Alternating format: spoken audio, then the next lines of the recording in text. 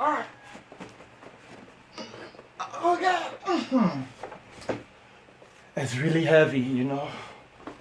Now looking behind the keyboard, this Yamaha PSR S975, the latest after the S970, which has been discontinued by Yamaha. So you have the 16 volts input, that takes 45 watts. Then you have the foot pedal. You could use 2 foot pedals, left, right, one, channel 2, which you can configure what the foot pedal does on the keyboard. So either the foot pedal goes for the volume control, or it could end up changing the styles you have set for it on the keyboard. Now you have the left and right input. This is a stereo channel, so when you're connecting it to amplifiers, then you could either use a stereo or a single channel.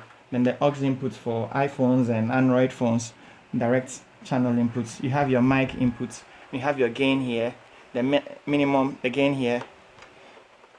We have this left and right knob here, which controls the mic and the guitar. So it's either you connecting to the mic or you connecting to the guitar.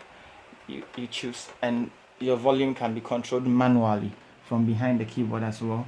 And the in and out for MIDI controllers and sound engineers. You have your USB to host, and you have the inputs where you connect your pen drives and other accessories like that. Then you have your RGB out, which connects to the projector where you project your screens and your lyrics and stuff like that to the projector. So that's behind the keyboard. As for the S975, that's what you get. I need this.